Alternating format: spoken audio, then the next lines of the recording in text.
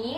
Di sini saya kedatangan tamu spesial dari para mahasiswa. Nah, sebelumnya boleh perkenalan dulu Mbak ini. Halo semuanya, perkenalkan nama aku Nabila Nur Aziza. Aku dari mahasiswa Universitas Aisyah Yogyakarta dari program studi D3 Radiologi. Halo semuanya, perkenalkan nama saya Siti Nurul Ismail. Teman-teman bisa panggil aku Abil. Nah, saya juga teman dari Abil, kebetulan mahasiswa Universitas Aisyah Yogyakarta, program studi D3 Radiologi. Halo semuanya, nama aku Septian Nur Zahara, biasanya panggil Zahra aja, dan kebetulan juga teman dari mereka berdua. Nah, jadi di sini kita itu mau bahas tentang tips and trick buat survive dalam dunia perkuliahan nih. Jadi kan udah pas banget nih kan narasumber kita. Nah, langsung aja. Gimana sih? Karena di sini kan mau bagi pengalaman ya, berbagi pengalaman dari teman-teman mahasiswa dari Unisa ini. Gimana caranya agar kita bisa kuliah, tidak ada beban dan agar tidak stres. Juga balance antara waktu dari perkuliahan dan juga nongkrong, ngerjain tugas dan juga lain sebagainya. Dan mungkin waktu-waktu kegiatan di luar kampus, terus juga bagaimana cara untuk menyesuaikan diri yang mungkin di pikiran adik-adik maba ini kuliah tuh enak gitu. Enak banget. Kayak paling masuk terus langsung pulang gitu. Cinta-cintaan yang kayak di sinetron gitu ya. Begitu aja gitu. Nah, jadi di sini kita mau menangkis semua statement kalian itu ya teman-teman. Jadi langsung aja ke pertanyaan ini ya. Nah, alasan kakak-kakak di sini tuh milih prodi radiologi ya tadi ya kak di Unisa itu apa sih kak sebenarnya? Boleh dari kak Abil dulu. Oke, kalau aku tuh milih radiologi, aku kan asalnya nih jauh ya. Aku nih dari Jayapura kebetulan. Terus terus aku tuh nyari universitas yang emang prodinya itu nggak ada di tempatku. Radiologi kan salah satu yang masih jarang kan, Masih underrated. masih banyak yang belum tahu juga. Terus aku searching, terus ada ketemu jurusan radiologi, kayak kayaknya boleh nih. Terus karena aku juga biar bisa diizinin ngerantau ya, pengen jauh-jauh ada ngerantau, kita ke kota pelajar dulu. Ya jadi milih radiologi. Kalau Kak Afil gimana nih Kak? Kalau aku sebenarnya simpel aja. Aku tuh ditawarin dari keluarga. Dari kebetulan bibi aku tuh keponakannya tuh dulu di Unisa juga. Jadi tawaran nih Unisa program awalnya tuh aku milihnya anestesi, tapi dipikir-pikir lagi kayaknya anestesi susah nih. Akhirnya radiologi, kata mamaku radiologi, dan ya coba-coba aja ternyata lulus, alhamdulillah keterima, dan ya dilanjutin lah sampai sekarang. Jebak nggak kak? Nyesel gak kak? Awalnya ya gitulah. Nanti itu di segmen selanjutnya teman-teman. Selanjutnya Kak Zaza ini kenapa Kak? Sebenarnya karena ikutin kata orang tua sih. Karena awalnya lulus SMA kan kita masih bingung mau kuliah, mau ambil apa gitu. Karena kebetulan dari keluarga juga banyaknya di bidang kesehatan, ya udah dianjurkannya ke sana. Gitu sih. Oke, jadi itu udah denger ya teman-teman alasan dari kakak-kakak ini kenapa milih di Unisa dan juga prodinya radiologi. Jadi pertanyaan selanjutnya ini, setelah masuk kuliah itu ada nggak sih Kak culture shock dari teman-teman? Kayak misal sebelum masuk kuliah itu bayangan teman-teman tuh kayak kuliah di radiologi itu kayak aman-aman aja gitu atau gimana? Terus kayak setelah masuk tuh kayak ngerasa sesuai ekspektasi nggak atau gimana tuh? Gimana? Kalau sesuai ekspektasi, sebenarnya nggak punya ekspektasi apa-apa ya.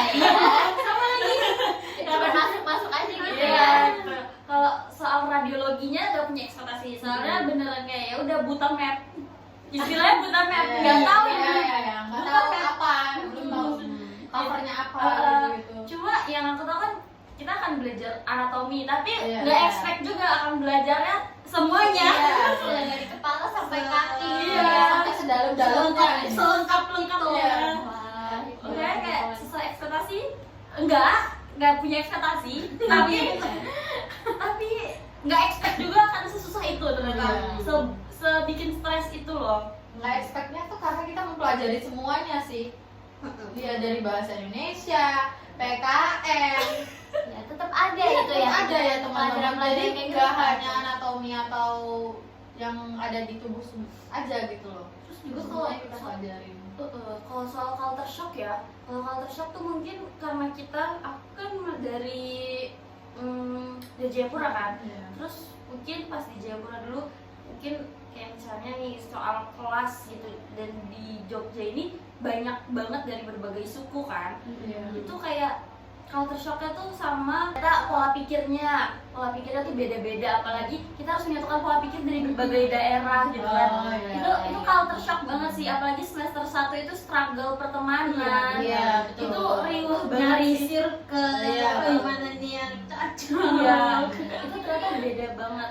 Terus juga culture shock sama mungkin karena kita dari berbagai daerah, mungkin misalnya aku dari daerahku nih, terus aku merasa aku nih udah pinter nih misalnya, Iya, iya, iya, aku iya. merasa aku kayak udah pinter banget gitu. Iya. Terus pas masuk di Unisa ketemu sama orang yang lebih gede daripada Ya, aku, lebih luas nih pengetahuannya Ah. daripada kita gitu. Jadi kayak Kerasa rasanya kaget. tuh Kaget kan kayak oh ternyata gini ya, mereka ternyata luas banget gitu. gitu. Oh, kita baru sampai sini tuh, Ah. udah jauh gitu. ternyata masih banyak hal yang harus Iya. kita pelajari lagi Masih gitu. banyak hal. Lebih ke gitu sih, Iya, kayak iya. kagetnya tuh kayak.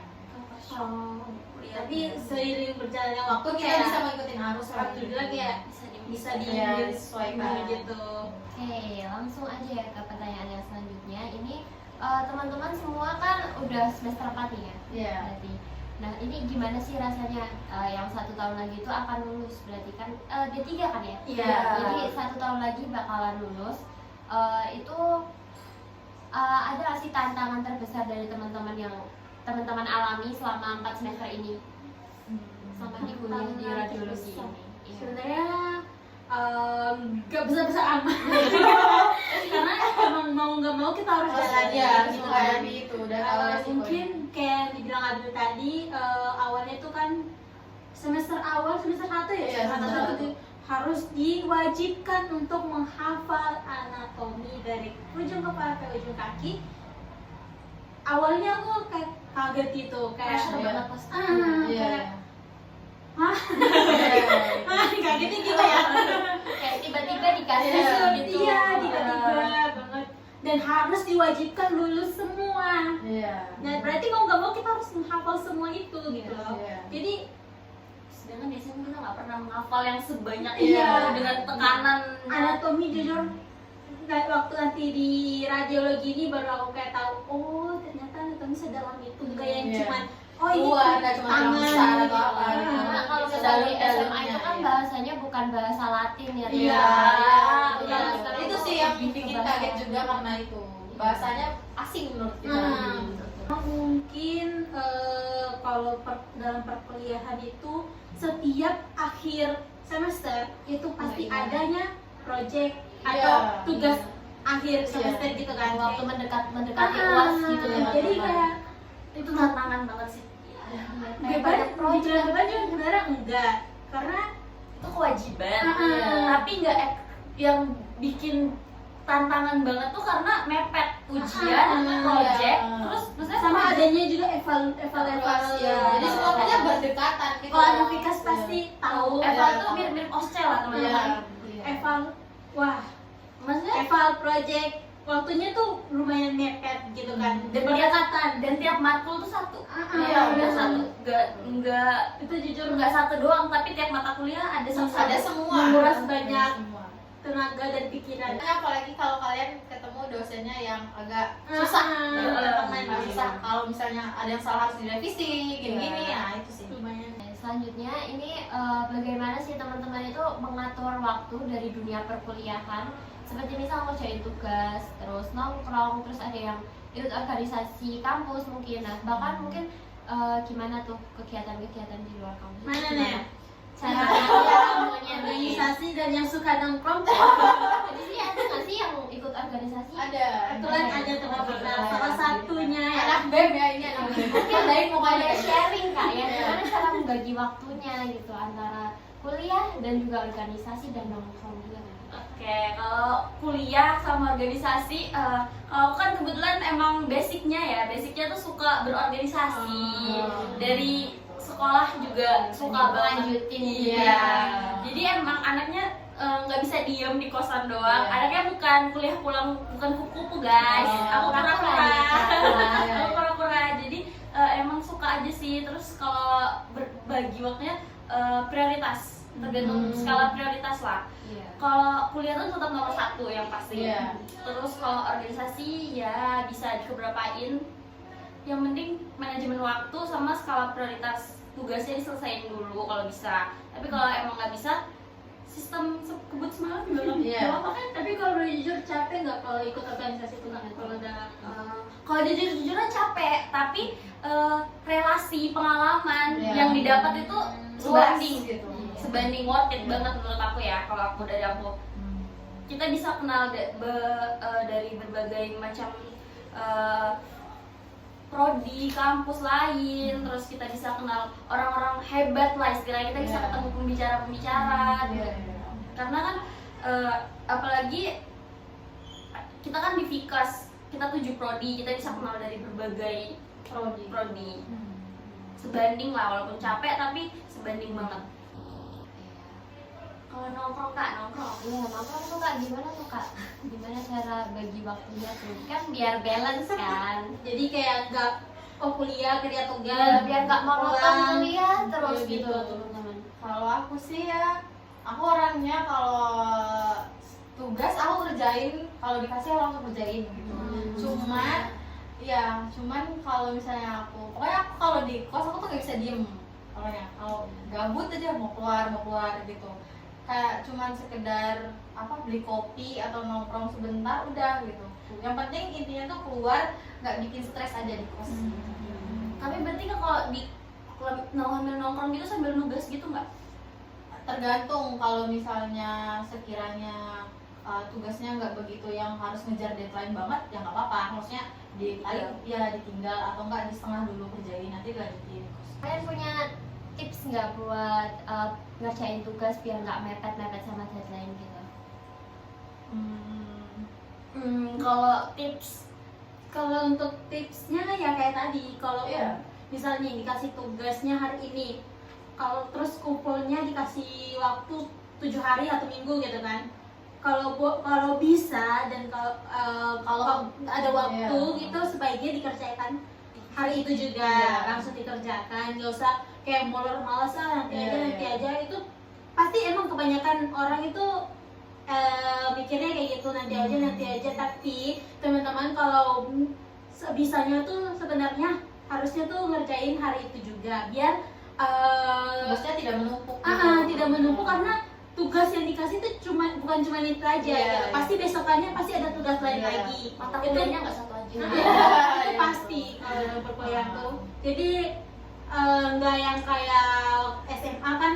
Kalau balik SMA lagi, kalau dikasih tugas nih, wah dikumpulnya minggu depan hari ini, wah bisa tuh sambil santai dulu. Mungkin besok nggak ada tugas, saya santai dulu gitu. Jadi Nggak bisa. beda. Harus dicicil. Tapi bisa juga sistem kayak SKS, sistem kebut semalam, tapi itu lebih capek teman-teman. Itu lebih capek. Apalagi Lebih kalau menguras kalian- energi apalagi kalian. kalau kalian kuliah kesehatan. Iya betul. Beda banget, soalnya kita ada praktikum, belum kalau misalnya nanti ada laporan praktikum, habis praktikum. Jadi tugasnya bukan ya tugas yang dikasih itu aja, banyak tugas-tugas lain. Jenis tugasnya banyak guys, belum kalau ada hafalannya. Adanya waktu kalau bisa dikerjakan. Intinya memanage waktunya sih yang penting. Betul. Oke, selanjutnya nih ada pesan atau saran nggak kak buat mahasiswa baru, maba-maba biar bisa survive di dunia perkuliahan? Kalau pesan ya mungkin lebih enjoy guys. Kalian tuh jangan terlalu dibawa pikir. Jangan terlalu dipikirin banget gitu loh. Nantinya gimana ya nanti gitu. Maksudnya kita ngomong Jalanin tadi, aja. ya kita Jalanin. ngomong tadi tuh emang kelihatannya agak bikin Capek ya, banget. agak mumet. Terus apalagi juga di semester-semester Ah, akhir gitu iya, kan. betul. Tapi kita aja survive kok guys. Harus bertahan Bisa. bisa. Insya Allah. Intinya kalian harus ngikutin alur aja. Ah. Dijalanin. Jangan mau nyerah pokoknya. Ya, jangan. Dan jangan dibawa beban gitu loh teman-teman, kayak Enggak, aku nggak Kalau bisa. susah dong. gitu, yuk kerjain sama teman-teman yang Ah, lain. bisa gitu. tanya yang jangan lain. dibawa sendiri sendiri kayak Hmm. banyak teman-teman yang bisa kalian ajak gitu Iya, kan. dirangkul teman-temannya, ayo kerjain bareng sini-sini. Iya, biar kontrakan ngumpul. Iya, kayak kita kan. Kumpul bareng. Tips and triknya itu yang pertama ada adaptasi dan juga mentalitas. Nah, setiap kita melangkah untuk lebih maju ke tahap yang selanjutnya itu harus menyiapkan mental dan juga menyiapkan mental untuk perubahan besar di dunia kuliah itu berbeda dari SMA ataupun yang sebelum-sebelumnya. Kemudian juga bangun mindset positif, pandangan masa kuliah sebagai momen untuk menampa diri, bukan sekedar mengejar nilai. Kemudian ada juga manajemen waktu dan juga prioritas itu dapat dilakukan dengan membuat jadwal dan juga aktivitas. Kemudian juga dapat mengatur waktu antara kuliah, organisasi, dan juga istirahat tentunya. Selanjutnya juga tetapkan tujuan tiap semester. Jadi kita tiap semester juga harus punya tujuan atau goals masing-masing agar bisa dapat di targetnya kita. Selanjutnya juga bisa membangun relasi dan networking dari Kak Abil tadi tentang organisasi. Kemudian juga tetap menjaga kesehatan fisik dan juga mental teman-teman. itu paling penting. Itu paling penting banget. Betul. Kesehatan. Kita memang jauh kalau misal perantauan gitu kan Iya. jauh, tetap jaga pola makan, tetap olahraga dan juga tidur yang cukup. Itu penting banget teman-teman. Lakukan hal yang positif. Iya, betul. Harus dekat sama teman-teman kelas guys. Selanjutnya juga karena rantauan atau apa gitu kan butuh jiwa kemandirian yang tinggi ya teman-teman. Jadi harus bisa belajar mandiri gitu. Kemudian juga harus punya persiapan untuk akademik dan juga non akademik di kehidupan kampus. Nah, mungkin itu saja podcast dari kami.